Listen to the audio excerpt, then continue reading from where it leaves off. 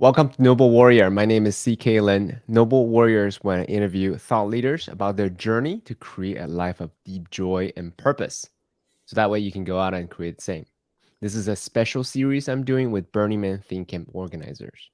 Today's guest is the co-founder of Pink Heart Burning Man Camp and the homeless outreach organization First Saturdays. He is a tireless evangelist of the Burning Man 10 principles.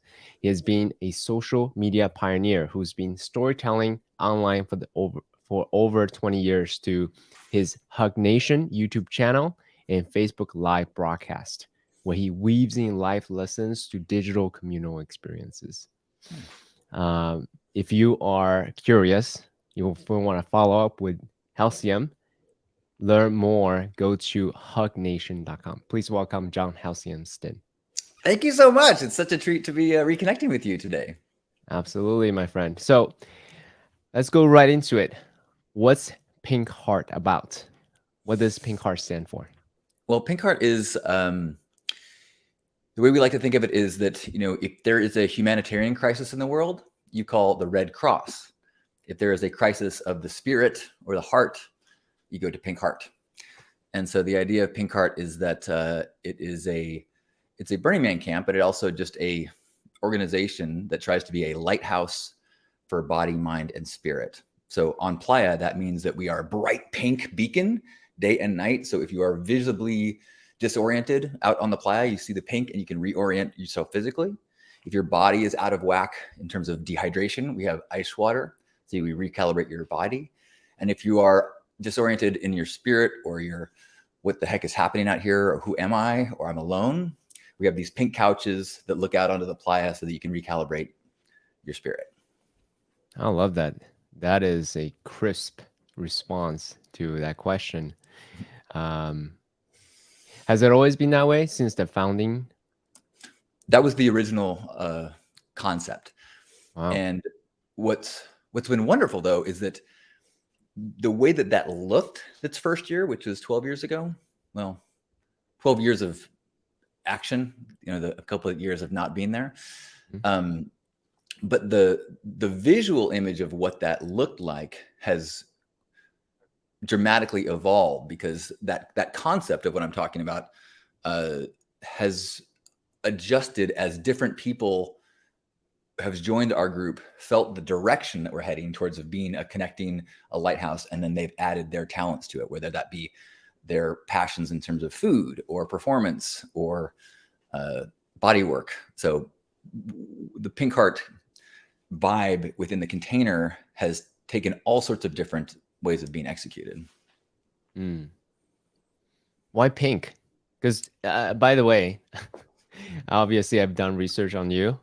So you don't just have pink during Burning Man. Obviously there's pink everywhere in your own home. Signs, blankets, carpet, things like that. So tell me this more than that. So I actually, I've had pink hair for over 20 years. And in fact, if you go to Walmart or Walgreens or Target even, and you go into the hair dye aisle, the most popular pink dye in the world is called Splat.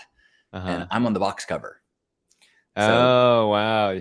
I don't use that brand, but I've been kind of, in the zone of pink for a very long time. To me, it started at Burning Man as a way of really kind of challenging gender stereotypes. 20 years ago, a guy in pink hair was even more dramatically different than it is now. And it's very difficult for someone to accept a man in pink and not assume that they were gay. And so I was intentionally trying to play with that. You can't judge a book by its cover. And if you can't assume who I am based on this, then how deep do you have to go to really understand who a person is? And then pink just started to more represent love and compassion and kindness, because I think pink has all of the love connotations of red without any of the aggression that red has. And so pink is a very warm and loving color, as well as it tends to be very whimsical color. It's very accessible. It's very non-threatening.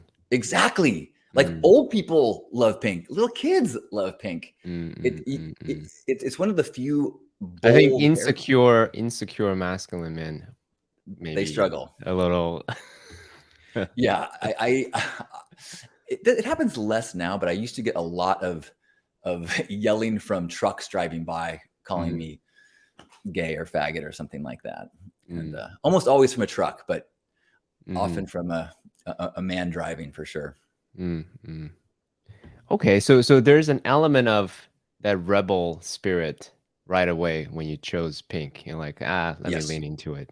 Let me play with that. Yeah, there's something about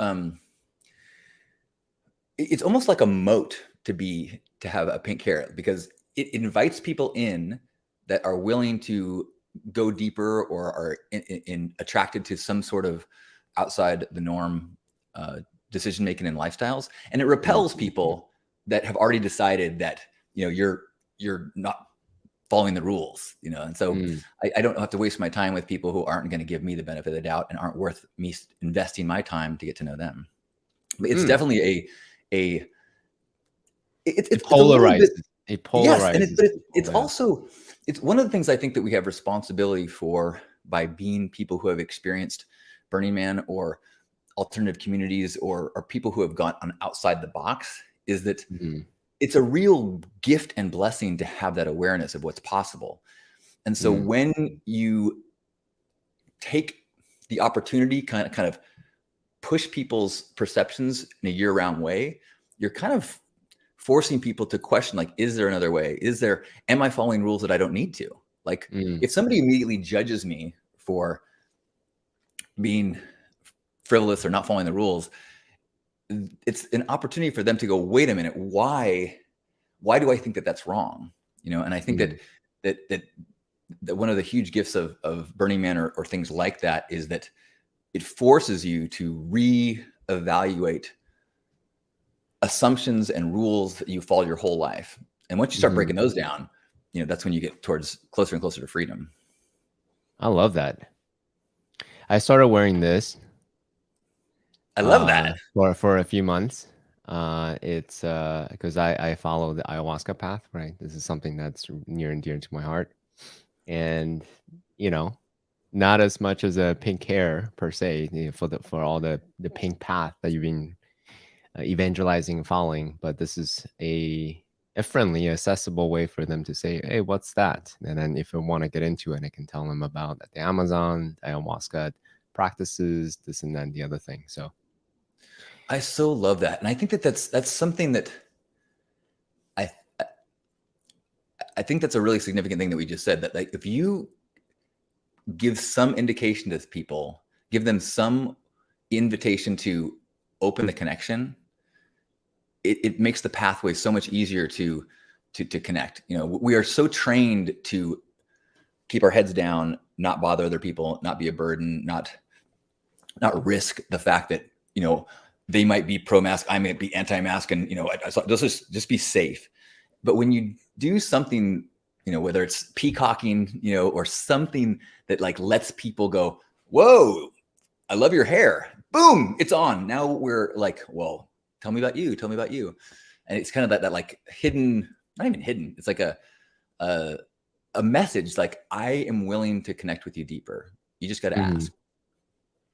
So I mean, this is not why I want you to have on the podcast, but since we're on this path, so there's you use the word peacocking. Peacocking implies big and bold, and let me wear a signature piece that's just stands out. And pink Yeah. hair certainly stands out, right? If I can, hey, where's John? Like, hey, the pink hair guy right there, Right.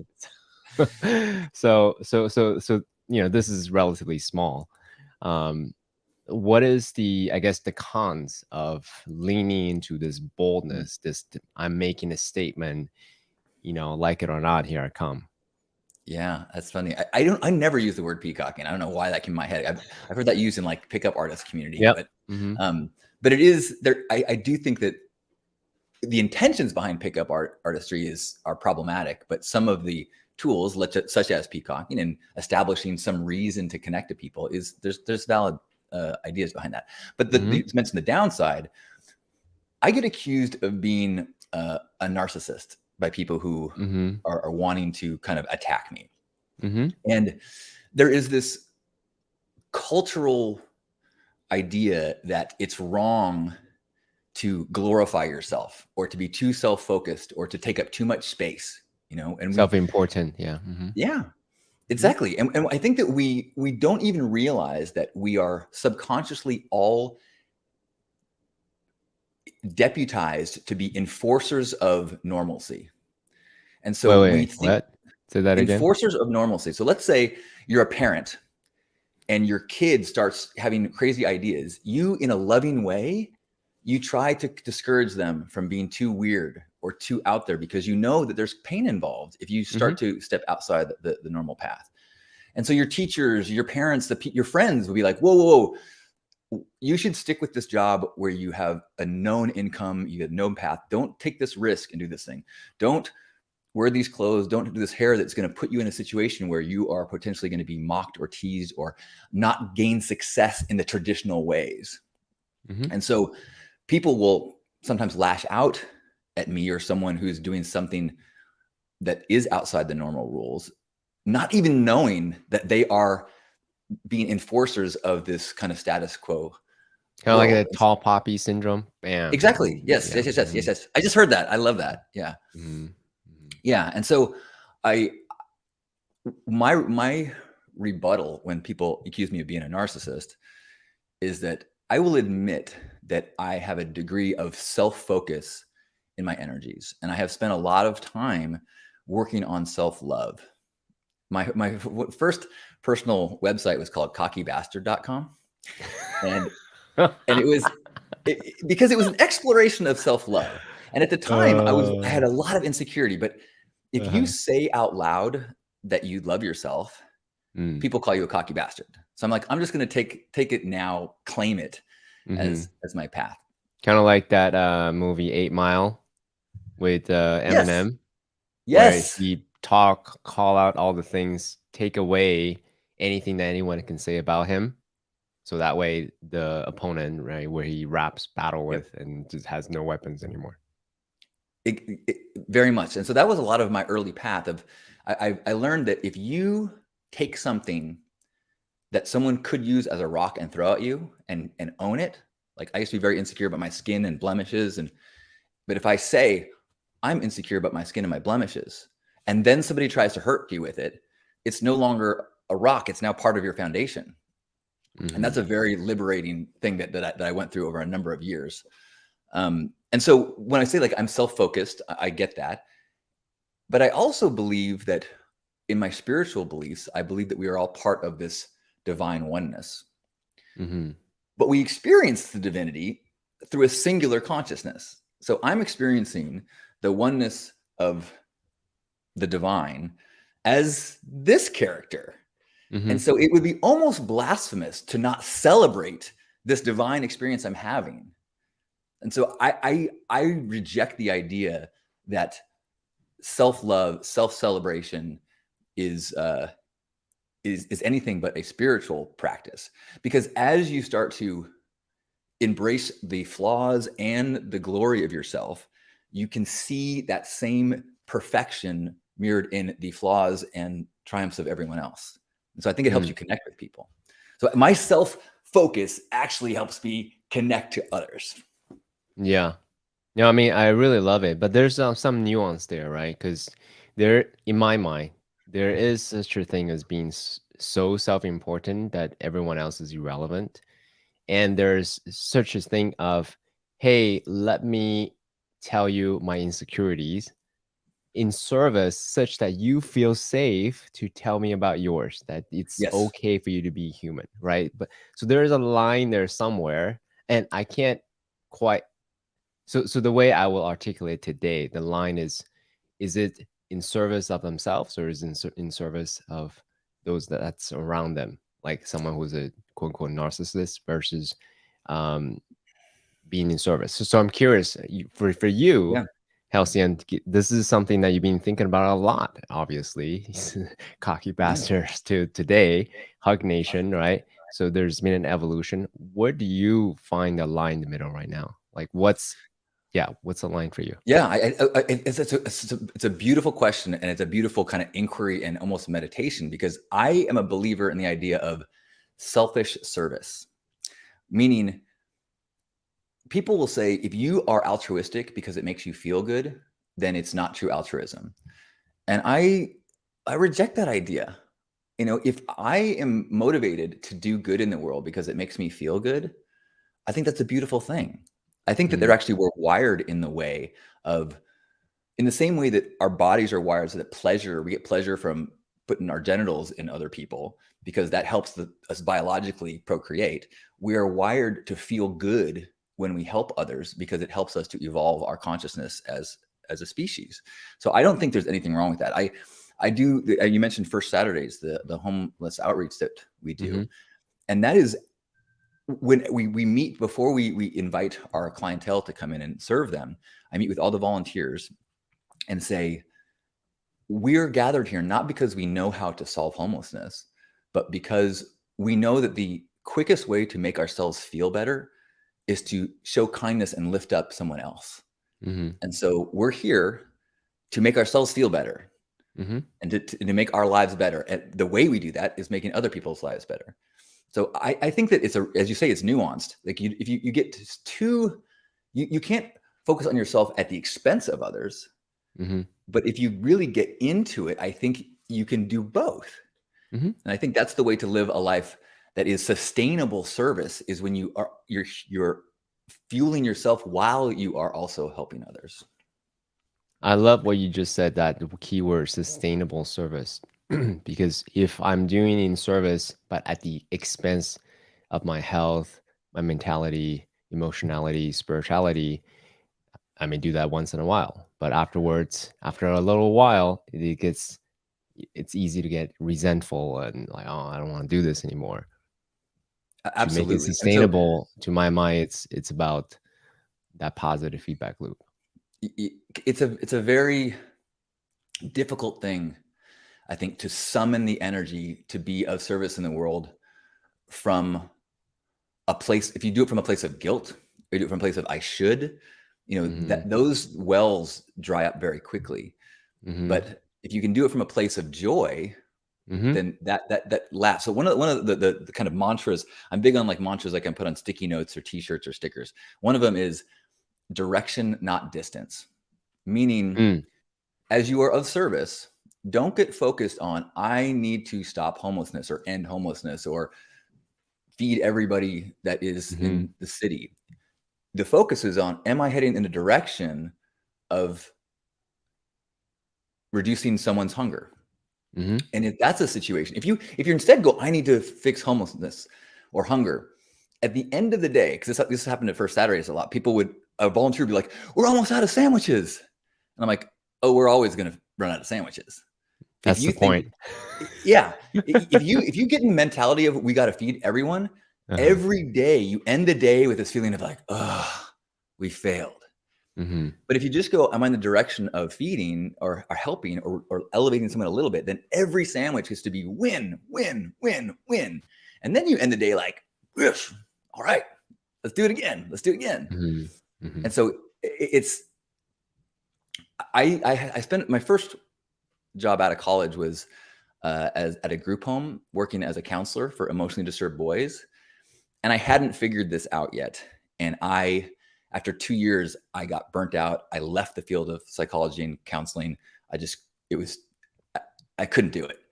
And it took me 20 years to figure out, oh, you can do the same actions from a different source of motivation mhm, and find a way to tap into that joy. mm. I love that. My, my planning this year that my primary intention going to apply it this year is "Sol Alegria." The English translation is "only joy."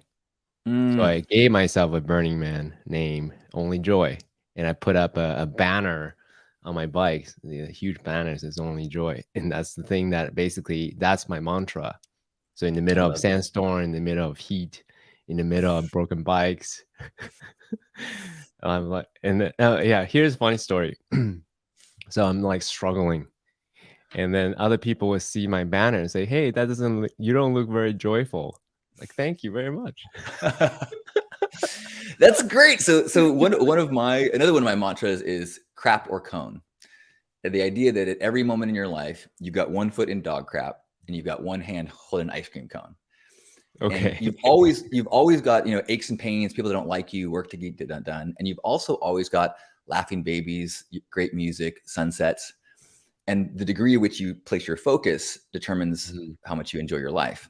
Mhm. And so this happens at Burning Man all the time. I'll be like running around camp going, "Ah!" And somebody will yell at me from the camp, crap or cone, Halcyon. I'm like, Yeah, yep, only joy. You're right. You're that's right. right. You're right. Yeah, You're exactly. right. Thank you so much. I appreciate it. Yes. Thank you.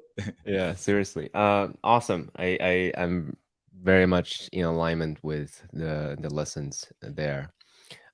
Bring us back to Pink Card's been around for how long? 10 years, you said? 12, I believe. 12 years. Awesome. Yeah. So, and you've been going to Burning Man for 20 some years, right? 22 if I 23 Black Rock City, 24 to Black Rock Desert. All right, awesome. So 10 years in, and you had an idea of, I want to start a camp.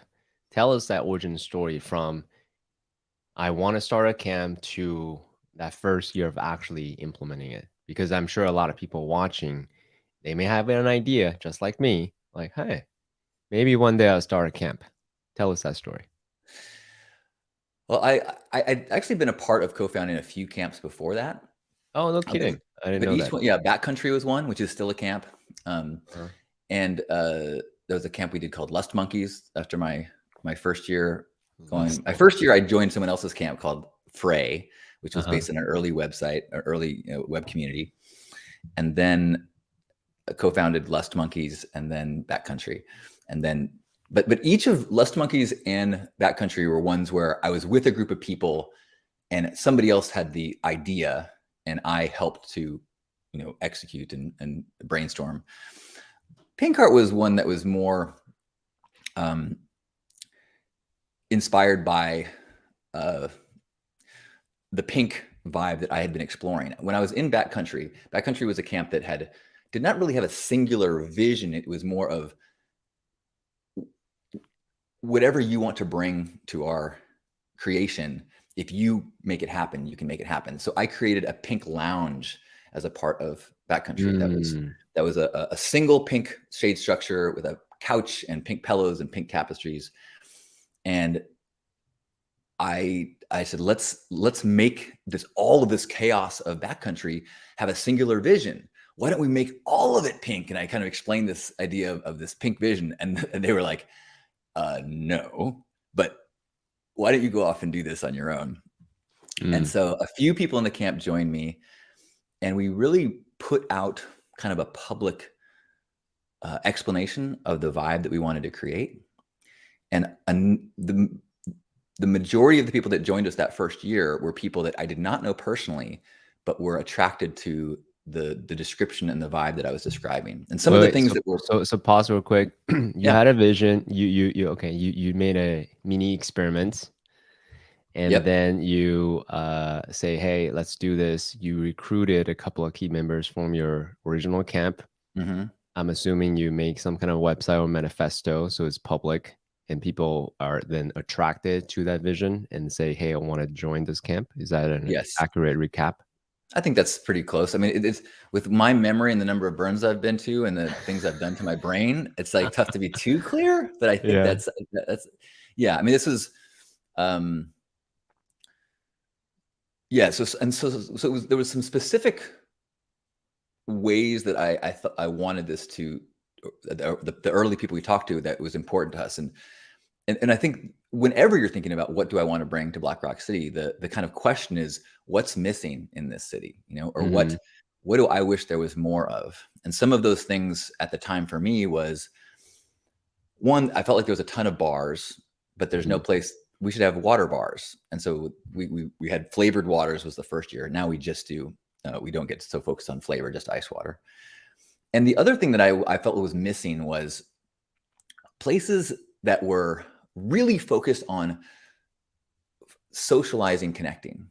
Late at night, I was always hungry to meet people. My favorite thing Mhm. about Burning Man are the people. Mhm. And so it would be late at night, and everyone would be attracted to the sound camps.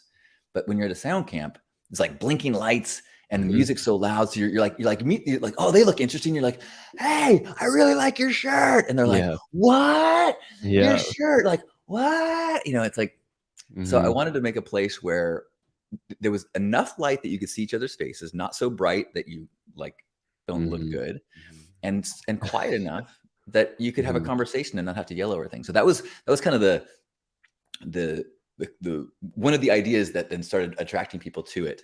And okay, another part that I should say is that there was another event that I did starting at Backcountry called the Pink Ride, which Mhm. was a kind of, I would gather, tell stories about my grandfather and the 10 principles, and then we'd ride around the city and say I love you to everybody, and then go to center camp and do a big swirling hug. And it was a super warm, heart-centered experience that, even though it didn't have the grandiosity of some of the sculpture or the fire or the dance parties at Burning Man, it ended up being the most profound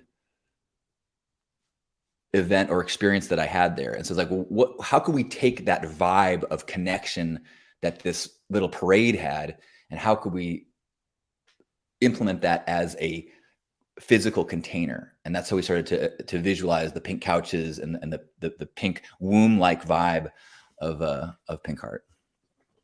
I love that. One of the key idea that I learned from landmark education is this concept that we are the network of conversations that we have. So I Hmm. love that you had a meaningful moment or moments in Burning Man in the socialized connection, and then you started to build a physical container around it. Yeah. How do I bring this in from a lounge to a bigger camp? And you also do obviously digital intimacy ideas, right? Hug Nation, and now you're just expanding that concept forward. Yes. And there's a running thread in all of these things is in creating a place of belonging. I Mhm, think there's one of the real gifts of the Burning Man community is that radical inclusion idea. mhm, And I think the the experience of being accepted for your truth and exactly who you are, and getting to let go of that lifelong plan of like trying to figure out, what should I do to be accepted? What do I need to do to fit in? What do I need to do to succeed? And instead of going from outside in, what should I do, to inside out, who is this mhm, person? And creating a space where, when you let that true thing out, the people around you are going to celebrate and applaud and embrace it, is so fucking liberating. And it's so, it we get so blessed by someone giving you access to their truth.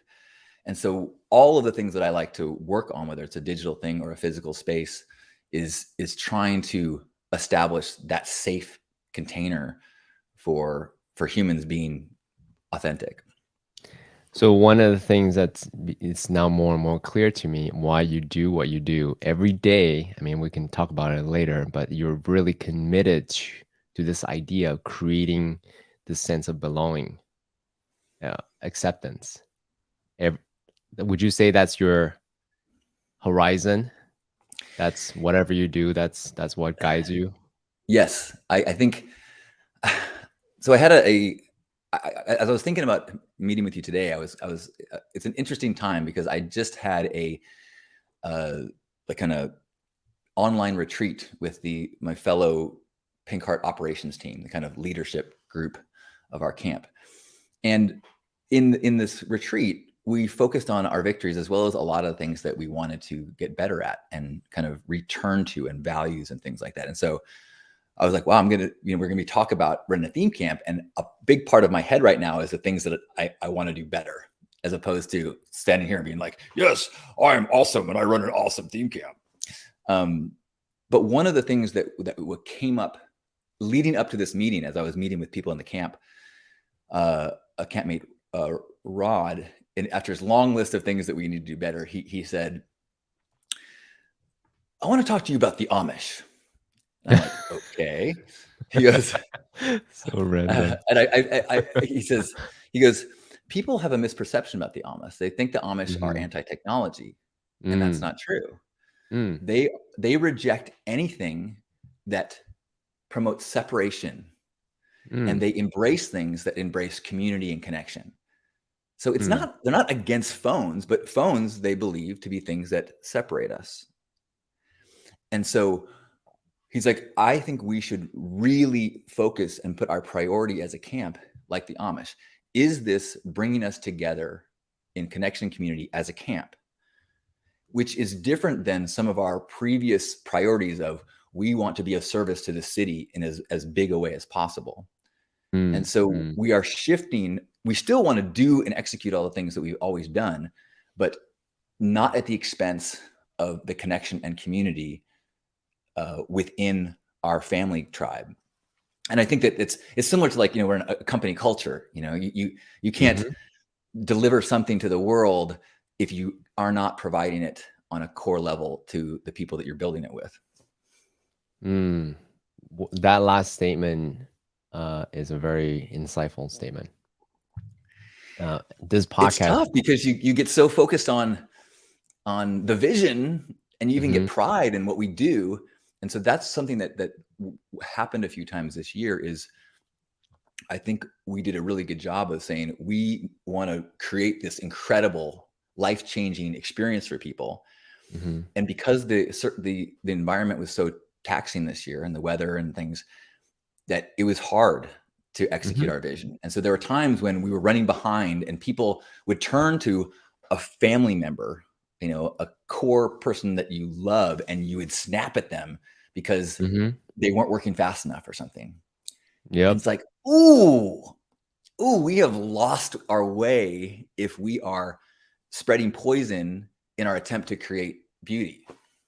Yep. This actually very point has been brought up, or actually is one of the key questions that I ask all think camp organizers, because there's this grandiose vision or plan, or some actions, right? Hey, we want to do this. This is what we are committed to provide for our campmates, and we're on a schedule. There's Mhm. budget involved, right? And also there's the spirit behind it, especially for quote unquote conscious think camps, Yeah. right? You want to promote love and connection and joy. And often it's, to me, there's a tension between deliverables, timeline, schedule, and then agreement, and then also at the same time, the spirit behind it. So how do you maintain, especially as a cam lead, how do you maintain this insistence, this commitment, rather, not insistence, commitment to joy, positive vibes, connection, but still at the same time ensuring delivery, impeccability, high standards, and how do you do that? How do you maintain that Well, as I said, it tension? is something that is, there were things we could have done better, and there are things that we're constantly trying to improve on. One is that, um, because I don't think you can abandon the vision, because there is Mhm, so much shared pride and uh, purpose that comes when you are executing something that is incredible and life changing. I mean, we talk about it, Pink Heart. I mean, each year we have people give us reports of how their experience at our camp changed their life. mhm, And if you have that kind of basic story, man, if you make a difference in one person's life, and then mhm, you actually witness yourself making a difference in someone's life, it's like, well, I will bust my ass to make sure that we can continue to do those kind of things. So you can't lose that, but you have to, at what cost? So it's one of the things that we keep going back and forth is like, well, how do we maybe push back on some of our desired things to execute? Maybe mhm, and one of the things that we actually are implementing this year is we're talking about time budgets. mhm, And in the past, we, we somehow as a camp end up doing everything that we're going to do. We say we're going to do. But what mm, always happens is when it comes to strike, there's always too much. And there's a mhm. few people that are left having to do way too much. And so we're trying Yep. to to think about build and strike. And if you're not a long timer, a strike is breaking down. Um, And so that we don't take on projects that we haven't thought through. Do we have the resources to create this? And do we have the resources to break this down? Because it will get done, but we want to avoid the kind of frequent thing that happens, which is that somebody has to do a heroic amount of work to make it happen. Mm-hmm. And Mm-hmm. that's how you burn out the best people. Mm-hmm. So trying to know that there's some people are not going to let a ball drop no matter what, but they might kill themselves in the process. So trying And they to, will not come back next year. yeah. Mm-hmm. And then you lose the people who, have the most to offer. So it's that's something that we're trying to work on is how do we not discourage people from having ideas, but also not agree to so much that it pushes us into that place where we start to have tension. By the way, so I was speaking to Steve of OK Corral. They've been around for a long time, and they intentionally keep their scope an artificial limiter to 80 some people, 60 to 80 people, versus the bigger camp, the Mystics, Playa Alchemist, Opulent Temple, way bigger, 250-ish, right? A lot of people. So the question, what was the question? I lost my question.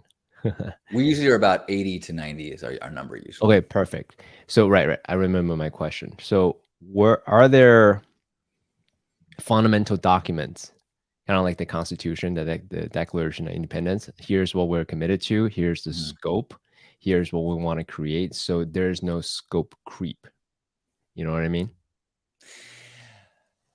Not really. No, we do have a manual that specs out the basics of well, not the basics. It's pretty advanced as far as the roles and things. But we have had a little bit of problem with scope creep, because one of the things that I think that we've really enjoyed as a camp is recognizing that when somebody joins the camp and they get inspired by starting to understand our vibe and they go, ooh, it would be so cool if it had this. And we tend to say like, hey, if you want to make it happen, make it happen. But what we haven't always thought through is, even if somebody works for 6 months leading up to the playa to create some new structure or some new art piece, when they get on playa, they often say, hey, I need like 6 people to help me build this for the next day. And we haven't always taken that into account in our planning. So that's kind of where we're headed, is to say, awesome, we love your idea. What kind of time, budget, hours do you need once we get there? And then say, I'm pushing back and going, okay, you can have, 10 labor hours, and you need to change your vision so that you can execute it with 10 labor hours on playa. So I know you're big on mantra. So do you, or your council, do you provide mantra so it's easy to remember, hey, only joy, right? Or things like that. So when people get a little crouchy, a little snappy at each other, it's easy to help them remember why they're doing this. Yeah, we got some like signs around camp of things that in our public areas and our private areas, and like one of them is love more, fear less, float more, steer less. Yeah. We have a kind of our core that we consider our camp to be focused on. We're sexy, sacred, silly. And because I think that there are camps that are in the spiritual realm that are far more sacred than we are, far more like, it's like a little more serious. And I'm a What big does fan that of, mean, by the way? Because those words are tossed around a lot. What okay, yeah, does good. sacred mean for you? What defines So sacred? sacred means that it is in line with your core values and spirituality and sense of purpose. Okay. People sometimes think sacred means serious, like, oh, it's church, it's sacred. It's like, I think sex can be sacred. I think your dancing can be sacred. Your core, if you're authentic laughing, can be sacred. Alan Watts would say that life is sincere but not serious. Hmm. And I love that idea. You know, if you are, if it's not okay to laugh and giggle and dance, then it has no space in my spirituality. Mm, I love it. Okay, so to that point, our mutual friend Braffer actually gave me some questions that he want to ask you. Oh, cool. Give me a moment. Let me bring it up. So, okay. I intentionally wanted to talk to conscious think camp organizers because I'm a huge student of transformation. I love to think about transformational experience. I'm very intentional about curating and creating retreat spaces, digital experiences, and so forth, right? Similar to the breath work that we did right before we start. That's something that I enjoy. So here's this question. Is the significance we give to Burning Man an egoic significance, humans strutting and fretting their time on the playa, to paraphrase Shakespeare, a self-importance carnival, or an environment where people are experiencing transformation? Ooh, what a juicy question. So, you know, I'm sure you have heard it. There is a common complaint of Burning Man that look at all of this energy that so many of these brilliant people are putting into something that is temporary. Hmm. And uh, to whatever that beautiful Shakespeare quote you just said was, but I'm of the belief that it is transformation does happen. I've witnessed it in myself and many other people, and so I'm of the belief that our world has real problems. And I think it's Buckminster Fuller that said, you know, we are not going to solve problems with the same line of thinking that we created them. And so if we are going to find solutions from this dangerous place that we are in this dangerous direction, it's going to come from someplace magical, different. And it's, I believe that it is through things like Burning Man where people are given permission to let out this divine inspiration. We don't get, if you go to school and traditional, you know, education and indoctrination, we are not given permission to let out the true inspirations. We are encouraged to keep the status quo. But Burning Man, if when something new starts to bubble up, we don't go, oh, put it back. We say, yeah, you know. So Hmm. maybe what bubbles out is, you know, erotic puppetry, Hmm. but maybe it's something about some new solar idea or some new way of using power or some new way of, you know, social interactions that leads to things that change the world in a dramatic way. So I Hmm. consider Burning Man to be an investment in solutions that we cannot get to in the traditional ways of our culture. Yeah, one of my favorite reason why I go back to Burning Man. Burning Man is very sacred to me. You know, it's a lot of people outside of, well, who's never experienced it, think Burning Man is drugs and orgies. Well, there is that, That but too. that's not why I do it. It's very sacred. It's very spiritual. It's a place where I'm free to explore aspect of who I am without self judgment or external judgment. I can just watch and adapt new ideas, and that's very very sacred to me. Amen. And so that's kind of what I'm saying is that you have to allow expression of everything, including orgies and fire and all of it. If you're going to allow the collective unconscious pipeline to be truly released, as Jung would talk about, you can't from the mind say, oh, that's not productive, or that's not, you know, that's to this or to that. You just feel like, no, we're just going to open it up. And it manifests in crazy ways, but some of those Mhm. ways are world changing. So to that, bring back to that point of um, significance, heaviness, seriousness, because what we are, I'm talking to people who are consciously creating those transformational containers and experiences. And when I posted that idea, I want to talk to such camp organizers. One person basically rolled their eyes digitally and said, "Oh, those are self-important people who's creating something." So Here's the second question that Bradford is asking. Are we taking the idea of creating transformational experiences too seriously, and in doing so, destroying the experience of wonder and joy of just gathering and creating? That's great. I mean, I think the what's wonderful, at least about the Burning Man container, is that each person that is creating a theme camp, they are having a different way of expressing these things. And so if you are not called to express in the direction of that camp, if you go to a camp that they are having very sacred namaste yoga classes, and that feels a little confining to you, then it's not the way that you're going to express yourself. So I think that it's the collection of so many ways of expressing yourself that makes Burning Man so powerful. If we did put a limitation of the way it's supposed to be done, I don't think that's as effective. It's one of the reasons why I think we run into some challenges as a community when we start to put expectations of how we need to behave in social activism or political ways. If there is a right way to express yourself, if there is a right way to use solar and not gas, if there's a right way to do things, you start to limit the awe, wonder, and joy that manifests from a place that is way beyond your conscious mind. I think that's a real balance. We want to. I think we want the event to encourage people to be activists, but be very careful about the event being activist.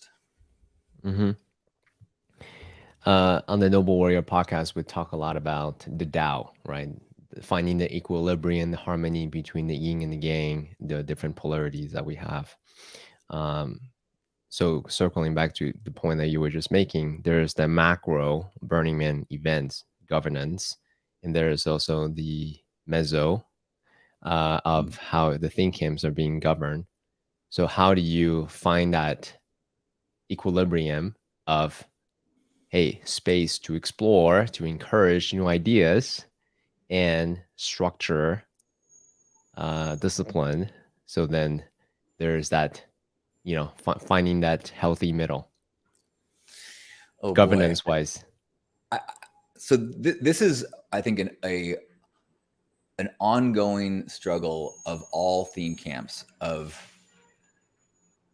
and I think any organization, at a certain small number, you can be solely motivated by passion and vision. And then as numbers get larger, you have to have implementation of structures and, like accountability, so Yep. Our camp, when we started, we did not have mandatory shifts of working the water bar. We just had this assumption that if there's nobody working the water bar, work the water bar. But if we are all going to agree as a camp that we are going to have a water bar open at certain times, you run into this big problem of like, how much structure and control do we need to put on this so that people don't feel, I don't know the answer to this question. I think this is something that most theme camps are working on an ongoing basis. Of too much structure ends up being robbing the magic. Too much dependence on magic burns out the people who are never going to let a ball drop. Yep. So do you have some kind of, on paper, here's how we govern, here's how we make decisions, here's how we allocate budget and time and so forth? Or is it more of a, let's just, make it as democratic as possible? Or is it a benign dictator, whatever Halcyon says goes? It is not whatever Halcyon says goes. And my apologies, the trash men are having a blast outside right now. I'm not sure how loud that is for you. We're good. We have a combination of a lot of those things. So we have a steering group that doesn't ask for votes on everything. We do a lot of polls within the camp.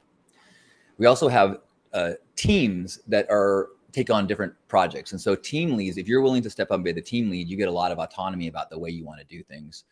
But as a camp, we make sure that are we all in agreement that we want to serve ice cream for 3 days? If you don't Mm, believe so, speak up now. Because if we all agree we're going to do ice cream for 3 full days, that's going to mhm, mean we all need to do X amount of shifts, mhm, working this way and that way. And so we try to get at least a consensus on what we're going to agree to do as camp, and then have some structures in place as far as mandatory requirements of everybody. mm. Okay, cool. Thank you for that. Yeah. What about fundraising? Because I know that you feel very passionate about the concept of plug and plays, and we can go into that more because that's a hot topic for all Think Camp organizers. Actually, you know what? Since we're on that note, let's go into that right away. Where is the line between convenience and concierge? Providing services to campmates to plug and play for you. I mean, there's some of this is art and some of this is science, and some of this, Mm-hmm. like, I brought my mom to Playa when she was in her 70s, Mm-hmm. and I provided her with some pre-plugged things. I set up a place with air conditioning for her to arrive in as she arrived on the bus. Mm-hmm. I had a bed and things that I brought in for her, and she did, however, participate in camp beforehand and help us glue gun fur to couches. She did work our water bar. She was a participant in camp. Mm-hmm. So in my mind, that is an example of someone who is receiving labor from their family, but also participating. And so I think it's acceptable to know that not everybody is going to contribute in the same way. When it gets dangerous is when people pay their way out of their responsibilities. And especially becomes problematic when you start to have a class system within a camp. So if you have Mm-hmm. people in the camp that, because they have more resources, are not participating in certain ways, or you have people that are brought in to be paid labor, that's when things really start to poison the entire community. And I'll explain why. So let's say my camp, I'm the chef at my camp, and Mm-hmm. I bust my ass to cook for my crew. I've got a team of people who are cooking, and every day as I'm exhausted and I look at my camp eating, I feel this pride of gifting, because isn't that the Mm-hmm. gifting is like, I give you joy, it brings me joy. It's the Mm-hmm. magic that fuels the city. If midweek I visit my neighbor's camp and I talk to their chef and we're comparing our kitchens, and I find out that they're getting paid 10 grand to be their chef, suddenly I'm like, what the fuck am I doing? And this feeling I had 24 hours ago of the joy of all of my labor, I feel like a chump. And Mm-hmm. that is a poisonous thing that starts to go through the community. And when people start to go, oh, wait, I don't have to break down strike if I can pay another $500, Mm-hmm. and it starts to really erode this idea that we made this is ours, we're all responsible for it. When you start to outsource things, which isn't to say you can't be radically self-reliant on your relationships. I learned my first time I went to a regional in Western Australia, and I realized I cannot fully prepare by myself for something on the other side of the country or the other side of the world. So I had to build relationships that I could be radically dependent on and have them help me acquire the things that I needed to do. So now I think it's this real balancy thing that is, in some ways it's difficult and you know it when you see it. In some ways it's always wrong. If you've got people that you are bringing in to build your camp and wait on you, you're doing it wrong. That's a strong opinion. I like it. Very I'm polarizing. standing by it. Yeah, yeah. Well, let me actually be the voice of the people who are advocating for these convenience, shall we say. Their perspective is that some people are just never gonna come to Burning Man if not for the convenience, the features, right? Because it's asking way too much outside of their comfort zone. So if this gives them access to the magic of this container, this Burning Man, they will inevitably bring some of the ideas of radical collaboration, acceptance, and all these things that we talked about that we value. So if this gives them access, and also Two, it also give access to artists, someone else who is not as economically resourced, and so there is a real, as you said, art of diverging resources to those people who wouldn't have otherwise been able to come to. So for them, I it's would argue, justifiable. So what? I would argue that those people should go to an event like Lightning in a Bottle, where Mm, it's not structured in a way that it's run by 10 principles. Because what makes Burning Man magic, the reason we want them to see the magic is because it has tens of thousands of people that have been inspired by this gifting experience. My first year mm, at Burning Man, I walked out on the open playa and I saw the scope of it all. And I asked my host, I'm like, holy shit, did our ticket price go to the creation of to pay these artists? And they were like, no, dude, these people have been fundraising all year for the opportunity to blow your mind. And I was like, boom.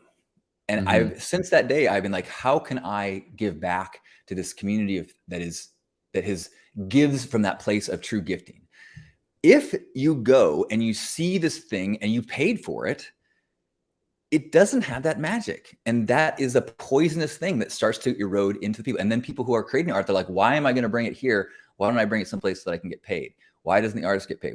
Which you should in different locations. We should have these containers where that happens, paid festivals. But Burning Man should not. And even if it's smaller art and smaller camps, it should stay in this purity of a gifting, whole city, not gifting and then we bring in rich people so they can see the magic we've created. No, I disagree with that.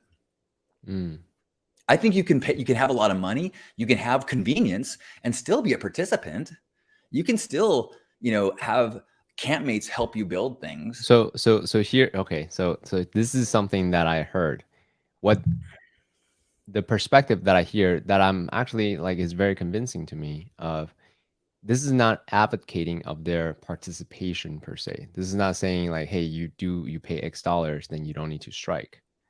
This is saying like, hey, reduce their workload so that they're not working hours and hours, but as they're still participating, just perhaps not as much.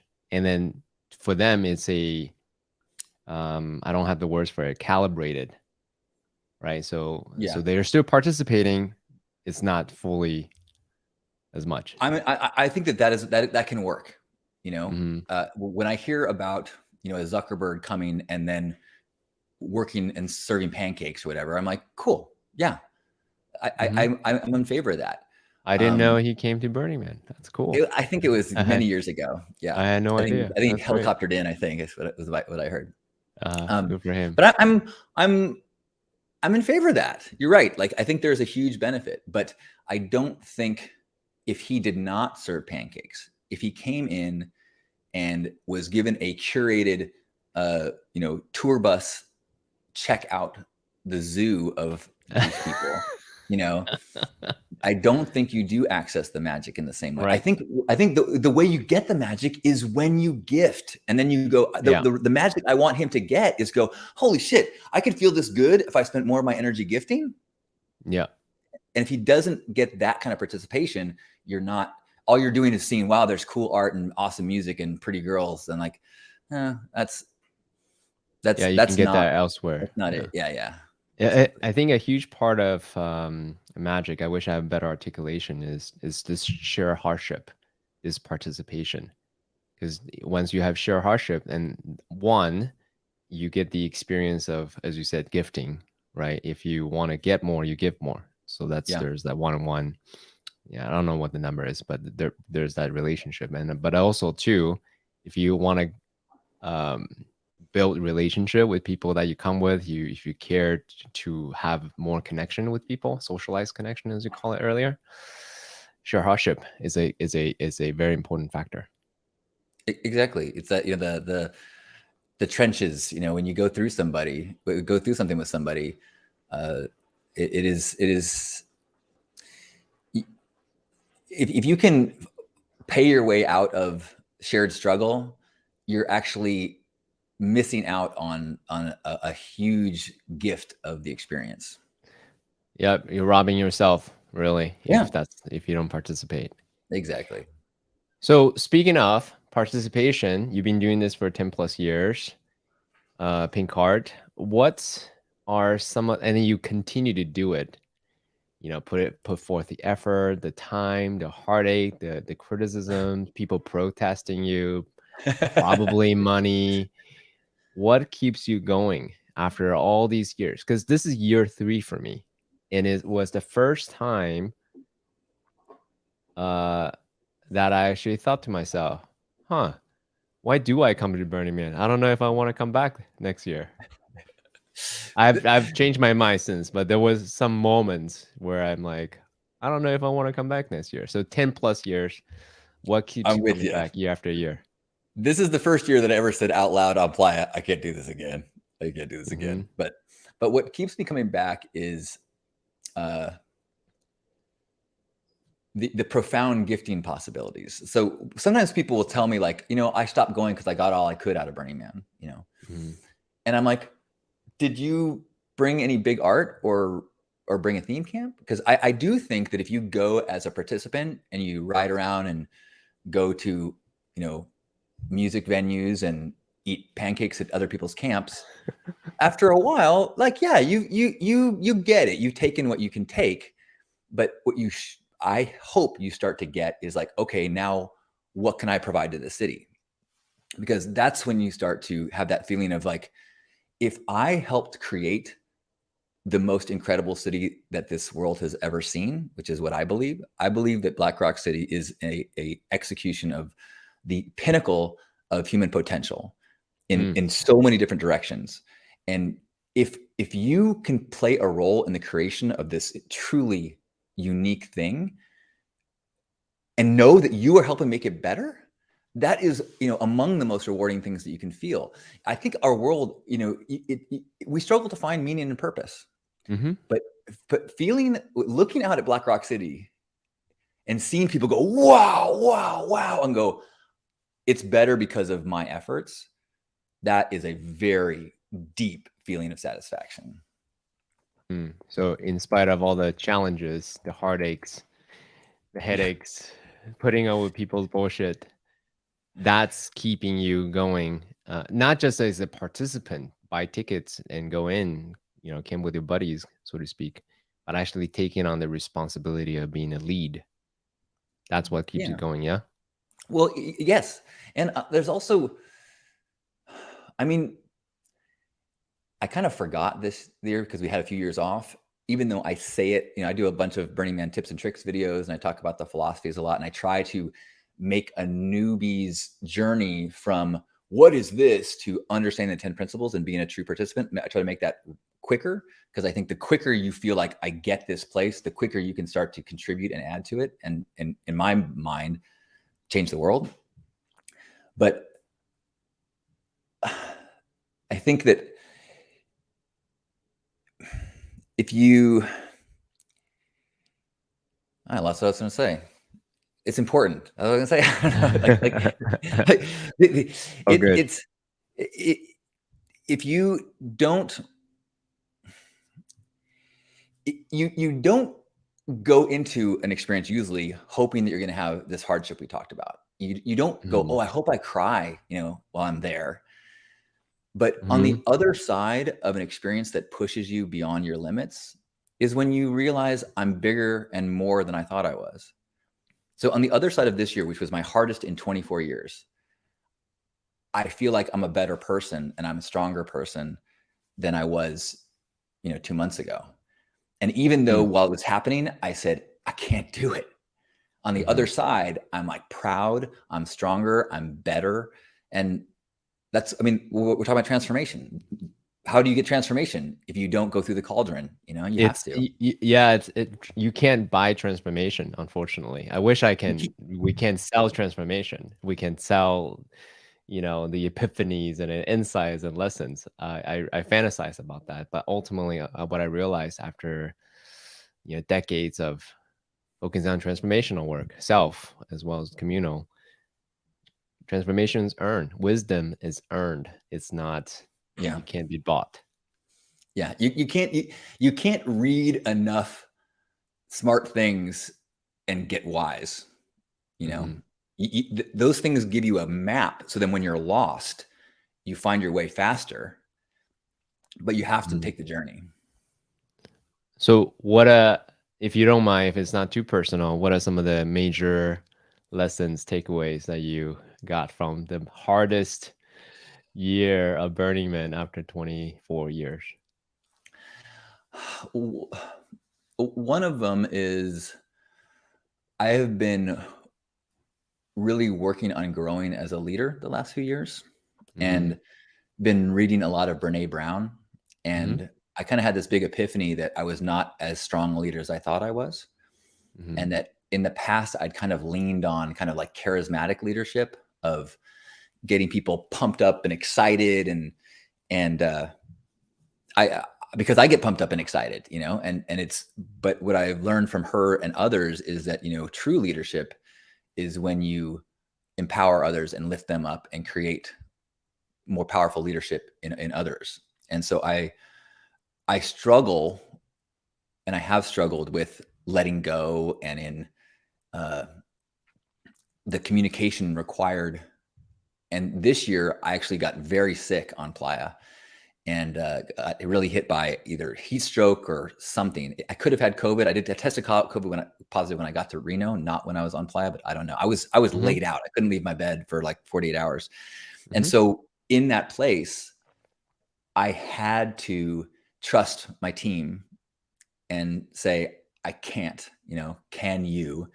And people, of course, kicked ass, did way better than I could, found solutions, did things. And so it took incredible adversity for me to experience these things that I knew I wanted from myself, but I couldn't will myself to do it. I had to get spanked to do it. So that was a big, powerful one. Another one was, even though I say it all the time that, the core lesson of Burning Man is surrender. mhm, After 24 years, a part of my brain was like, yeah, but I know how to do this. I got this. mhm, And it mhm, was like the universe once again is like, oh, wham. And so I had to really relearn that lesson of the deepest lesson of Burning Man, I think, is surrender, and you letting go the way you think it's supposed to go and embracing the way it went. And this year I probably met 10% of the people that I normally do at Burning Man. mhm, And usually, because I spend so much energy making videos about Burning Man, it's an incredibly energizing experience to meet people that have watched a video. And like I kind of focus and try to put love into the web. And then once a year, I get this like flood back of connection. And this mhm, year, because I was so laid out and because the heat kept so many people in their camps, I just didn't have that refilling of my well. And it took me a number of weeks to let go of what I wanted and to really start to allow the appreciation of what I got. mm. Thanks for sharing, man. I really appreciate it. Yeah, my Yeah, pleasure. that finding that equilibrium, that harmony, that balance, that middle way between surrender and, shall we say, intentionality, right? There's Yeah, that tension there. It's yeah. to me, life's work. So what a beautiful space that you got such a beautiful another deepening of that lesson yet Can I tell again you my in favorite Burning Man. playa story along those lines? So, Yeah, yeah, sure, please. because I'm a big I never open the who what where guide, the about what's happening on playa except to see if my events are there. Okay, cool. Wait, And what then did I you don't say? look at it all. Wait, say that Sorry. again one more time. So that there's the who what where guide of all the events at Burning Oh, Man. the booklet. Yes, the booklet. Yeah. So I'm a believer that I think you just wander and stumble on the things that you're supposed to stumble on. That Mm, the but I don't think there's anything wrong with making a destination, putting yourself in motion, and then getting distracted by whatever calls to you. And so I years ago, I was on Playa the day after the burn and got to be a part of a photo shoot with Larry Harvey. And mhm, as we were sitting all together waiting for the photographer to get set up, this woman kind of stormed into the area. She's holding the who, what, where guidebook, and she's like, "Is that Larry Harvey? Are you Larry Harvey?" And he's like, yeah. And she's like, well, I was trying to get to this pancake breakfast that was at 4 o'clock and D, and I walked all the way across the playa from 9:30 and F, and I walked all the way across the playa, and there wasn't even anybody in their camp. And he goes, you walked all the way across the playa? Yeah. Wasn't even anybody there? No. You didn't see anything good along the way? And I was like, yes, that's Burning Man. You got to keep your eyes open, surrender. Don't get attached to the way you think it's supposed to be. Is there anything good along the way? Fuck yeah. That's what life is. Life is all the good stuff along the way. I also love that you say fuck yeah, and how many fuck yes you say along the way too. Yes. You know? Yeah. It's a dangerous thing. It's a good thing to have a goal, and it's a dangerous thing to get so attached to it that you don't see the things along the way. I mean, to me, that's the purpose of this podcast, to share stories of wonderment, awe, inspiration, transformation, whatever modality is, ayahuasca, Burning Man, obviously, and some other modalities. So, what are some of the other, since you've been at Camp Lee for a long time and you've witnessed this for 24 years being Burning Man, what are some of the most memorable transformational stories that you remember, whether it's yourself or seeing campmates, since you are intentional about curating this transformational vessel called Pink Heart? I'm going to take this in a different direction because something you just said reminds me of this. So one of the things that I've done during the pandemic, when it first went into lockdown, I was actually in Costa Rica at an ayahuasca retreat when we first had this announcement of things were going to go into lockdown. And so I came out of a week of no internet, nothing, connecting with divine downloads. Went to go check my flight and learned that people were hoarding toilet paper back home. And I'm like, what the fuck is happening? And then I was thinking, well, maybe I should just stay here. Why would I go back? But then I started to think that, if people are going to be stuck in their homes, they're going to be looking for ways to connect through the internet. And you could argue that I am one of the lead world experts in online connection. I've been leading online group hugs for 20 years. I've started a webcam community. I've done all sorts of experiments in digital intimacy. So I realized, I'm like, you know what? I'm not a doctor or a nurse, but I could have an essential talent or service or experience that I need to lead or lend. So I decided to come home to California and just had this kind of download that I'm going to offer twice a day gratitude circles in Zoom, thinking that it was going to be for a few weeks or something like that. And it's now been 2.5 years, and I'm leading still twice a day gatherings, most of which are people who are connected through Burning Man, through 10 Principles, not through the Burning Man event, but through the community and 10 Principles. And we come together and spend 30 minutes. It's now 3 times a day. We have so many people that are coming from Europe. So we do noon, 6 p.m., and 3 a.m. And it's related to what you're talking about, because I've learned that there's something so incredible about a group gratitude practice, because you start to learn from one another's lives and experiences. Tons of research saying that a gratitude practice is profound and is one of the most scientifically proven effective ways you can to raise your happiness, more so than a 25% raise in your earnings.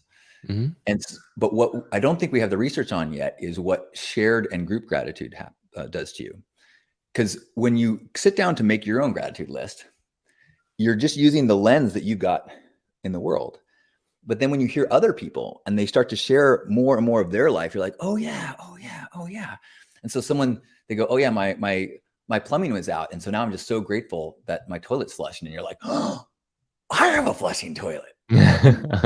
You start to just really recalibrate your joy as you get to witness other people's experiences and their joys and their lives. And so that's it's not specific to Burning Man, but very related to the way all of these things relate, and to trying to make this into a year-long journey has been for me these gatherings of intentional sharing of gratitude and life experiences. I love it. So I want to double click on the group thing that you just talked about. I think the whole idea of self-help or personal development is faulty based on my own personal experience. The fastest path to transformation I have found personally, again, right? This is CK's point of view, not the truth. Is the fastest way for transformation is transformation with groups. If you find the right group of like-minded people on the same similar path, right? The other noble warriors in my case, that's a much faster path than what I'm trying to will my way into meditation or specific workouts or diet or whatever disciplines that I choose.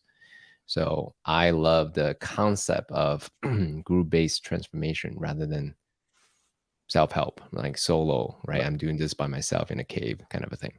I love that. And it goes back to what we were talking about earlier about the benefit of community, whether it's Burning Man community or your juggalos or your knitting circle or your Comic Con, having community that truly embraces you for your truth, that sense of belonging, that's where the self-growth happens. When you feel the safe place where your truth can come out is, I think, where growth happens. You can't consciously will yourself to grow. You have to allow that truth to be released. And community is where that happens in the most profound ways. So on that note, I want to ask you this question because in the beginning, let's say 20 some years ago, when you first started doing these quote unquote weird social experiments, cocky bastards, and all these things, you are a lone ranger, right? Experimenting on your own life. And then you have cultivated people who is aligned, who are aligned, who are called to live life the way that you see it. And now you have cultivated a community of people who wanted to follow you to Burning Man as an example. Then now you're scaling up, up, up, up.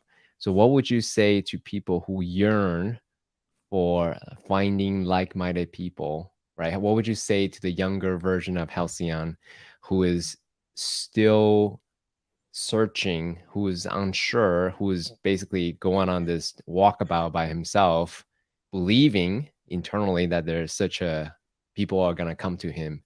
What would you say to Halcyon, the younger version of him, What an of awesome, yourself? Yeah. awesome thought experiment. I mean, I think the one is that the best way to find your people is to shine your light as brightly as possible. And you will start to recognize people that are doing so, and people will start to see yours. Part of that, and I know I use the word cocky bastard and certain things, but you have to wrap it in so much humility. I think that there is a tendency or a temptation as you first start to recognize that the default ways of thinking are problematic. Maybe you go to Burning Man, maybe you have an ayahuasca experience, and suddenly you have this thought of like, oh my gosh, I know everything. I need to be a teacher, and I need to lead the way. I need people to follow me to the truth. And as someone who has been doing my best to walk the walk for, decades, I will say, oh, that's so cute, but really, you need to wrap things in humility, walk the walk, and know that there is the satisfaction has to continue to come from your knowledge that you are doing the best you can, following the truth as best you can. If you get caught up in the belief that I need people to follow me, I need people to listen to me, I need to have views, I need to have, I don't think that is a sustainable path. And I don't think you can keep that up and continue to come motivated from that place of truth. If you start to get caught up in like my numbers, you start to change what you create. and the truth that you come out, because you start to associate it with results. People sometimes will say, they'll come to me and they'll want coaching or something. They want to quit their jobs and live their passion. They want to make wire wrap jewelry or something like that. And I think I don't encourage people to do that, because I think that if you are trying to listen to your muse and listen to the needs of your landlord at the same time, it's very difficult. If you're a painter and you go to the art mart or the outdoor, whatever street art thing, and the person next to you is selling a ton of pieces because they've got Mickey Mouse in all their paintings, you're like, fuck, man, if I just put more characters in my paintings, and suddenly you're not being fueled by truth. You're being fueled by the market, by this mind stuff. And so now maybe I'm justifying this all because I'm not as big a traditional financial success as peers that I've seen come and go along the way. And I've watched them become, quite financially successful. So maybe I don't know what I'm talking about, but for me to have a long-term sense of peace, that has been a requirement for me. So let's see, where do we go from here? There's a lot I want to say. I don't know what I'm talking about. Is that been clear? I have no idea. I'm learning every day. And I think that one of the things that is important for me too, just my personal path, is there are times when I feel like, oh my God, I am nailing it. I am so, and I'll watch I watched a video that I recorded a week ago, and I'm like, who is this guy? This is great. And then some days I am like, what the fuck? I don't know. I'm so lost and clueless. I'm insecure. I have social anxiety. And so part of my path of truth has been trying to be genuine and authentic about all of it. Because if somebody watches a video of mine where I'm sounding like a cocky bastard and I sound like I love myself, and they don't know that the same week I could feel like I'm a loser, then I've suddenly made a wall between that person and me. And they think that there's that we're not wired the same way. And I think the real gift of being teacher student and being in community is that you recognize we're all the same. We're all human in the best we can. And if you can acknowledge that and know that, then suddenly it's easier to ask for help. It's easier to acknowledge that you have struggles. There's no shame in going like, I'm lost right now. And we need that from one another so that we can help each other in our growth, in that sense of, community growing that you're talking about. I mean, that's one thing I really appreciate about who you are as a human, who you are as a brand, that you're very human and you're willing to really share what's going on internally versus let's just say, I'm kind of hesitant to share names. Let's say some spiritual gurus, they just share that, oh, here's the life, here's the way. Then it makes me wonder, are you like that with your wife all the time? Like, I know that's a persona and I get it. I mean, I'm a marketer, I'm a teacher, I get it. But to me, it leaves me a little bit more distant because, as you said earlier, because I'm not like that, right? I have my ups, I have my downs, and certainly, the way that you articulate yourself is very inspiring. Thank you. It's very inspiring. Yeah. I agree. And I think that there are some people that are wired in a way that you want the person you're listening to be infallible and to tell you, I know the way, and that's some people need that from a teacher. If you say that to me, I'm like, I know that you are. I don't know anybody. My most respected spiritual teachers of my life are human and sometimes lose their temper and sometimes, lose their way. Like Ram Dass is one of my favorite people who he will, one of the most evolved spiritual teachers, of the modern world, and would frequently talk about how he would get caught up in vanity and by him speaking to his human experience, it made the deepest lessons and achievements of his spiritual path seem like things that we could also work on. And I Hmm. think that's so important. Yeah, it makes those states more accessible. Because I have just like, man, I'm a human, right? I go through my ups and downs, and I have questions, I have doubts, and I have hesitations, and so witnessing the likes of you or Renee Brown, who's very articulate in describing what's really going on, that Yeah. internal space, it's very inspiring, really, and I mean it. It's very, very Thank you. inspiring. Yeah. Brene Brown is one of my most like, she is a treasure, because Mm, she's got so much wisdom.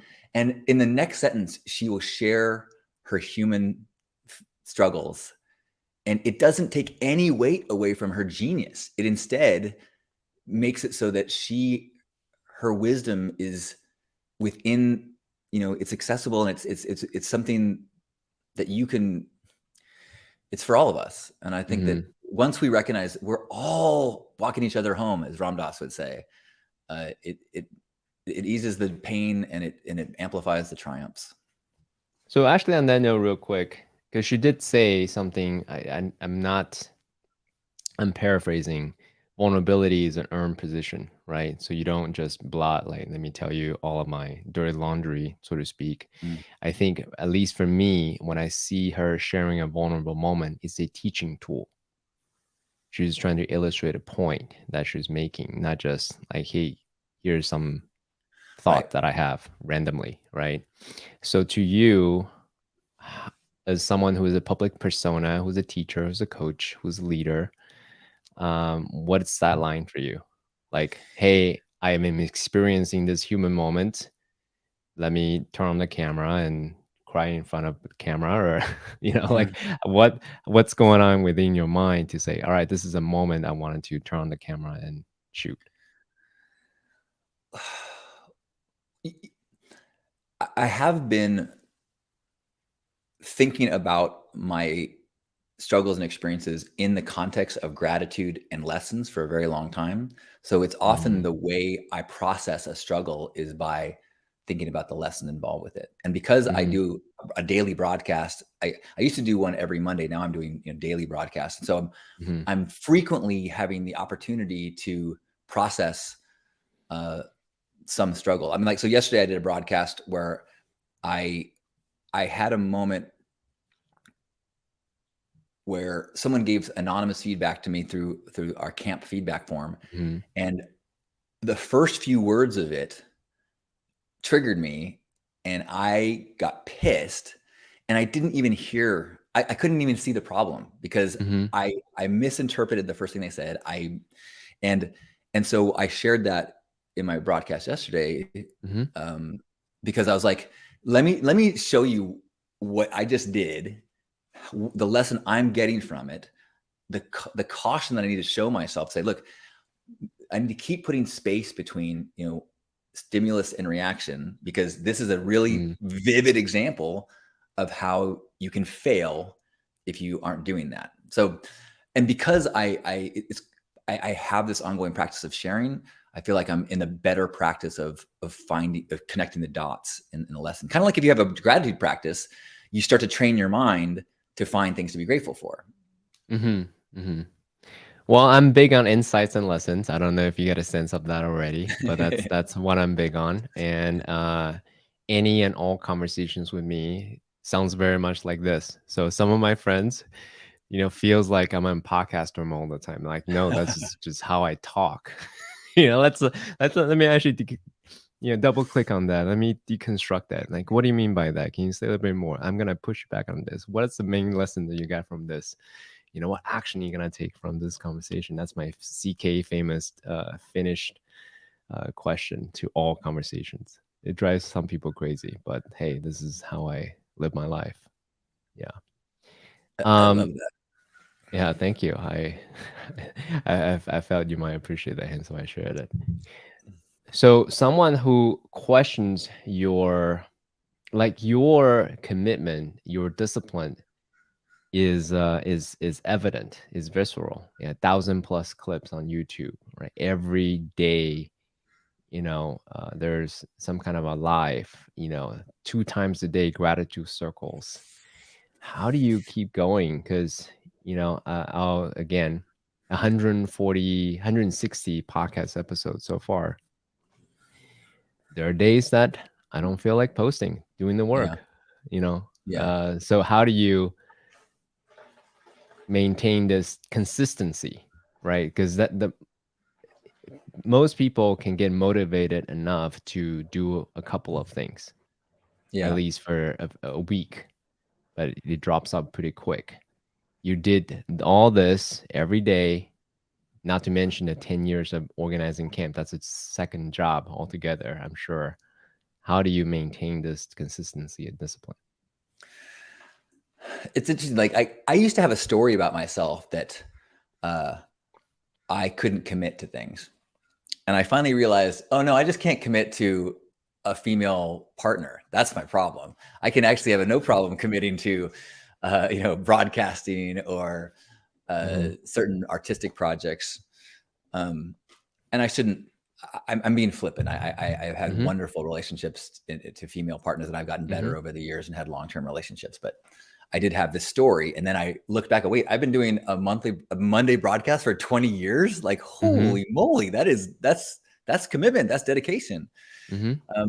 And so part of it is I'm it just just showing up day after day. I don't think too much about um like it's definitely a one day at a time thing. And I also um There must be days when you wake up like, I have COVID, I'm tired, yeah, I didn't sleep enough, I'm hungry, I'm grouchy, whatever is going on, the internal monologue.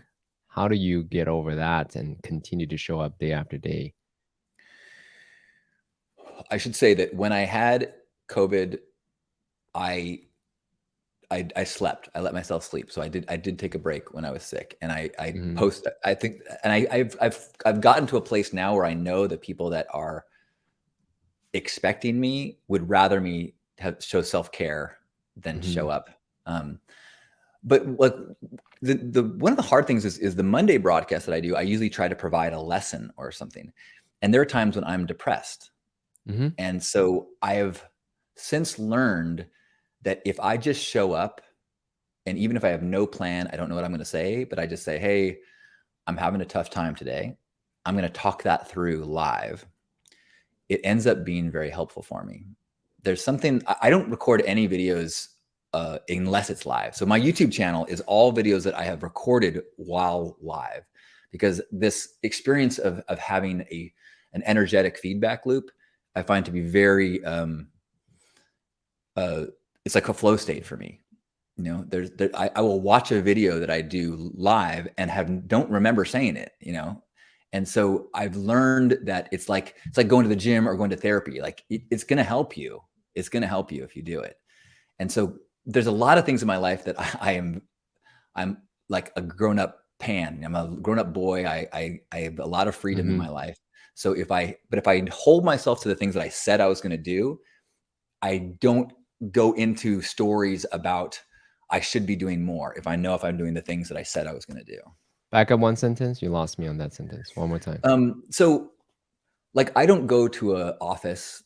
Mhm, All my deadlines are self-imposed. I don't mhm, work with people I don't want to work with.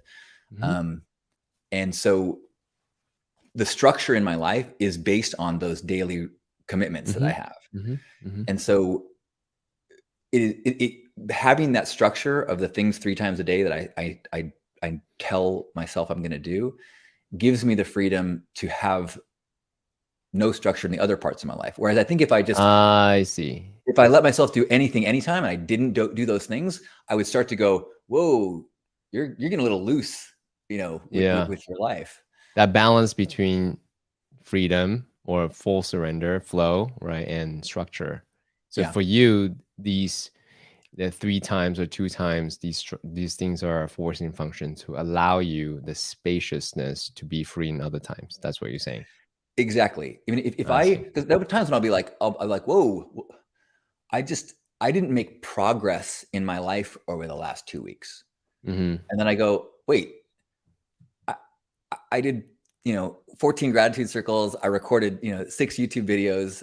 I did all of these things. I just didn't move the ball on some new idea I had. Oh, and I did my homeless outreach, but I didn't hustle and build a new module for a coaching program or something like that, Mm-hmm. and if I didn't have the things that my commitments, I think the voice in my head would start to beat me up.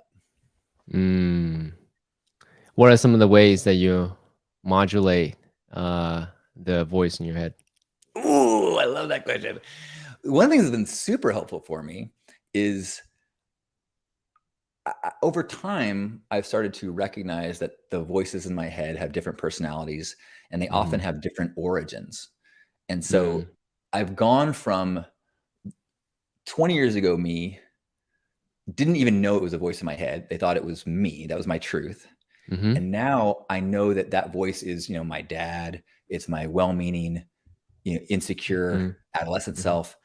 And Mm-hmm. now I start to try to, when that voice pops up, I try to identify it and recognize that it is one voice in my council of voices. Mm. And the old voices I have tend to be the most vocal and the loudest. Mm-hmm. But over time, I've started to go, I have so much more proven voices since like you are Mm. so loud saying you need to get a traditional job, but I know that's not true anymore. So even though the Mm. voice pops up, I can go, I hear you. The other thing that I do Do you is journal that, or is it just more of an it's usually internal? just in my head.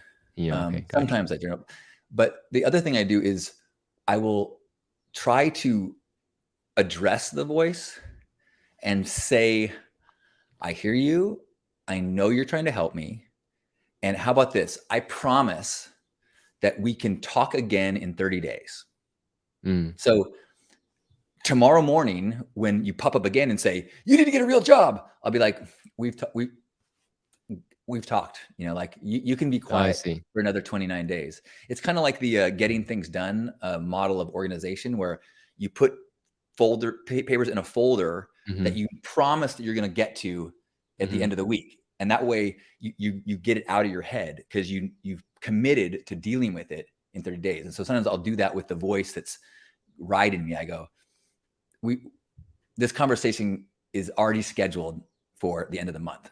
Do you actually put in your schedule? I don't actually. Okay, so it's also internal.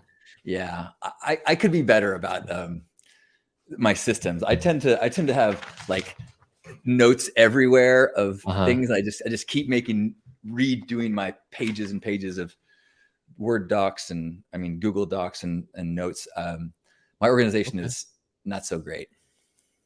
Yeah, more the creator persona. Yeah. Yeah. There's a software called Rome Research. I can tell you more about it, which I love. It's the whole Okay. concept of it is externalizing what's going on in your mind, so then your mind can be spaciousness. I love that. Um, we didn't actually address the question that I asked you earlier. After 10 years of running camp, Hmm. what transformations have you witnessed? Are there stories that you can tell us? That keeps you inspired. So at the moments of low points, it's not just some abstract idea of let me create more socialized connections. Rather, you can think back. You have a folder of okay, I Yeah. help so and so, I help so and so, I help so and so, I help so and so to really come to light. There's two that pop up in my mind as examples that I come back to often. One is the very first year that I put together the camp. I I I didn't fully comprehend the nature of leadership and service, and I got a little too caught up in the idea that these were all volunteers, so I needed to spend a lot of energy showing my gratitude and saying thank you, thank you, thank you, thank you, thank you. And when I was on Playa, there was a guy in our camp who was a traditional, software engineer, not a builder, not an artist, and he came up to me. I could not thank this guy enough. His hands are covered in burns. He'd been doing all this welding for us. He'd learned all these skills, and And he came up to me with tears in his eyes, and he's like, "Thank you for letting me be a part of this." Mm. And I was like, like, wait, think me? And I had this whole head switch of like, most of us are starving for an opportunity to do things that matter. Mm. And so giving people the opportunity to put their energies towards things that matter, that's the gift, not the gratitude or the, it's good to give people gratitude and appreciation, but providing opportunities for people to shine their gifts and grow and be of service is the value in and of itself. So that's one thought of just witnessing people get to express their gifts and how powerful that is. Mm. And I won't say his name just because I haven't talked to him in a while. I don't know if he'd be okay with it. The other specific example, there's someone in our camp named Cookie, who, I know Cookie. You know Cookie? Yeah, Yes. he's been on this podcast. Oh, awesome. So Yeah. he, I feel like, and I hope he would admit this, like he's a different person than when he first came to apply into Pink Heart. He is now so dedicated to gifting and to being of service and to the energy that he puts into making other people's lives better is so inspiring. And I feel like being a part of Pink Heart and witnessing his early experiences there, that I feel like anytime I think like, is it worth it doing to Burning Man anymore? I go, if more people can go through Pink Heart and go through a transformation like that, the world will be a better place. Mm. So speaking of that, actually, thank you for sharing that, by the way, and shout out to Anthony / Cookie. Yeah, good man. You've been on this journey of scaling this whole concept of connection for 20 some years, right? From the daily hugs to Hug Nations to since COVID started doing these digital experiences. What's the dream? What's the horizon? What's the vision? I wish And I had a good. by the way, let me actually say one more thing. I don't know if you know this guy Balaji. He is a crypto guy, very accomplished entrepreneur. He wrote this book. Well, he started with this idea, how to start a nation. And then he then wrote a book called The Network State, How to Start a New Country. And he posed an interesting idea. So say, hey, back in the day, before these internet infrastructure, to start a new country, you need to basically overtake someone else's land. You need to have a lot of, political influence, political capital, not to mention real capital and all these things. But that's very expensive because wars are very expensive.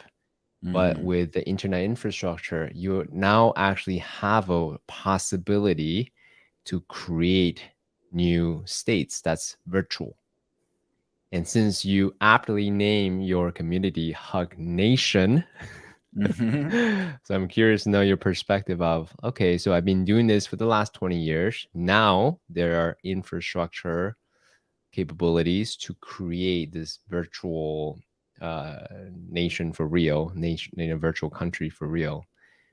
That's the sort of the background of why I'm asking, like, what's the vision? What's the dream?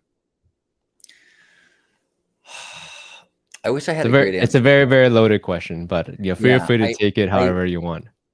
I think it's a question that I probably should be spending a little bit of energy with right now. I think I'm a little scared of thinking about a large vision because I have peace of mind if I just show up day after day and do what feels right and is it integrity. And I feel a little bit of fear of saying, I'm going to build this big community or I'm going to do this grand thing. I do feel like over time, by trying to show kindness and authenticity on a daily basis for decades, that there have been this ripple effect of touching many, many people. But there's some fear in my mind of committing to having, a larger scale impact or, I have a coaching program, but I work with very few people. So I'll say that I will chew on that, and I will see if it's fear that's in the way, or if it's if I'm genuinely being in integrity in my lack of a large scale vision. I don't know. Okay. Thank you for your honesty. I know that's the reason I'm asking that question, because you obviously, if anyone has any questions about your commitment, you can just point to your YouTube channel. Yeah.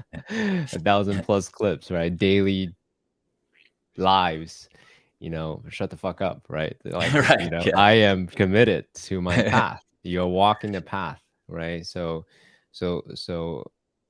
but where is the path leading towards? So what I'm hearing is, forget about the large vision, quote unquote, per se. It's more about just showing up day after day, and surrender to whatever leads you. Yeah. And you didn't say this, but you said this in some other podcast. You said that when you first started the COVID experience, you were not so confident about the purity of this vessel, but it Mm. was still the community that asked you to step up anyway. I'm kind of paraphrasing what you said. Yeah. That was so when in 2004 or 5, I asked my grandfather, who is a Baptist retired minister, to co-host the Hug Nation broadcast with me. And he is a incredible, gratitude-filled, zenned out Taoist Baptist, just incredible guy. And yeah, when he passed on, I wasn't sure if it would be right for me to keep going, because I didn't feel the same kind of purity in my path. I enjoy the getting dirty on playa in many ways, and so I didn't. This is before I kind of had that feeling of like sexy, silly, sacred is can be a profound spiritual practice. I felt like because I was silly and sexy, and that it robbed me of the right of also being sacred and profound, and I don't believe that anymore. But I mentioned earlier that idea of love more, fear less, float more, steer less. And that has always led me to beautiful places.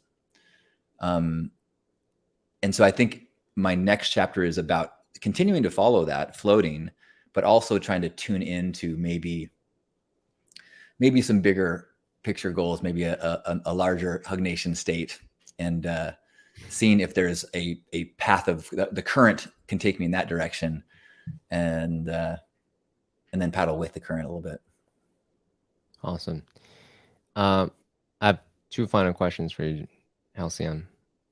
First question, the scope is to the younger Halcyon who's been on this path or starting on this path of becoming more public, becoming more fearless, becoming more courageous in what was that the word that you used? Shine his light more.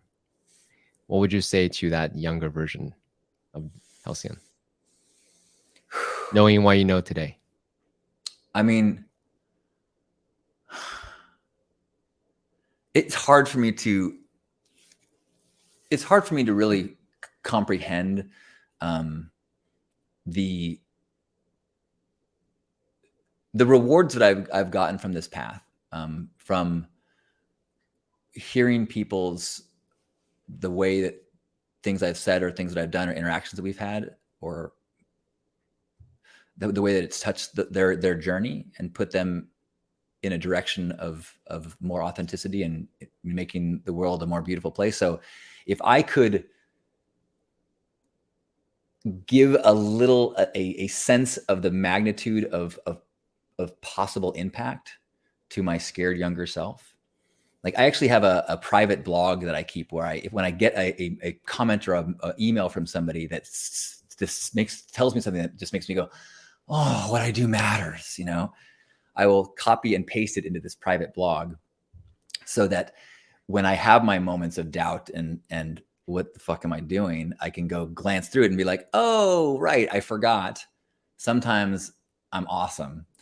And so if I could maybe like print out a few pages of that blog and give it to my younger self and say, you're going to have tons of time when you think that it doesn't matter and you've lost your way and you've made some huge mistakes. But look, here's a few people that will remind you, and here, listen to me, 51-year-old you, that it matters. So hold the line. This is a side note. It's not my question, but I can tell you already that what you do matters, because even this brief interaction, you have really inspired me to stay disciplined versus just all flow and trust the universe. Like, hey, there's the daily discipline, right? You know, the 1,000 clips on YouTube. So that's very beautiful. All right. Thank So you. second question.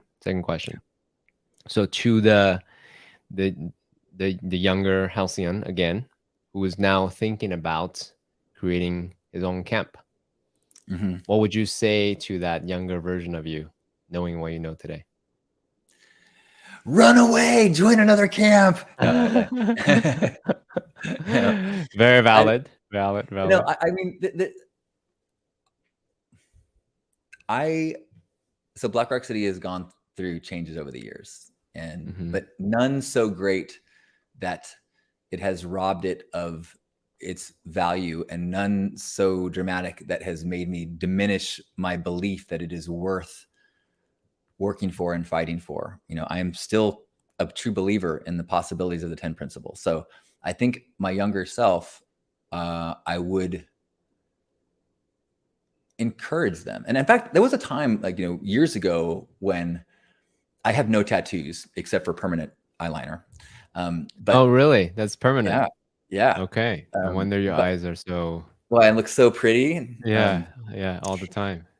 But there was a time in my life, and I'm actually still at that time. Like, I don't want to get a Burning Man tattoo, because things change. Something that means one thing symbolically 1 year can mean something very different 30 years later.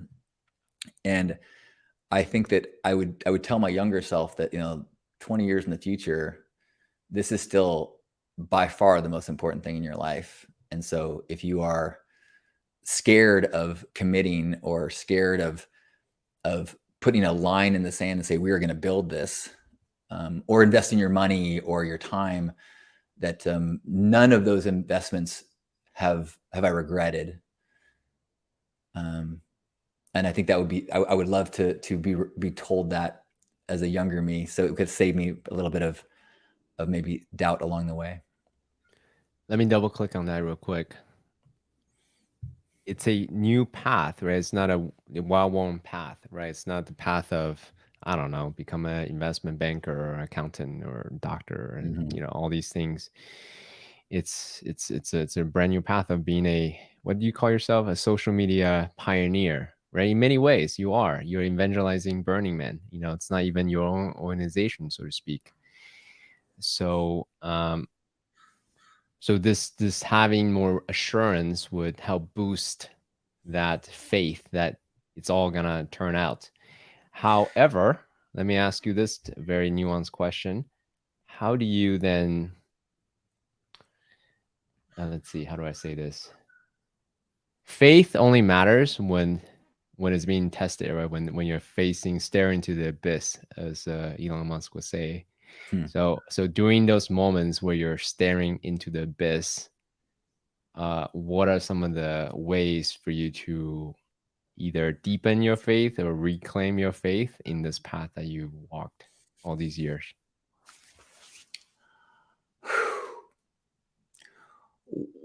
What comes to mind as you say that, one is that I have to continually fight the temptation to measure things based on the external world. Like, I am not of the mind that our objective as humans is to fix the world or rid it of darkness. I believe that the world is like a gymnasium with a bunch of heavy weight, and all of these struggles and challenge and darkness are ways that we work with it to get stronger. But you're never going to lift. You don't go to the gym and go, okay, I got to lift all this weight and put it up high. Now I'm done. That's not Mm, the point. The mm, point is to work with the struggles of the world. mm, And so if I remember that, then I know that my victory or my joy or my peace isn't from fixing anything. It's from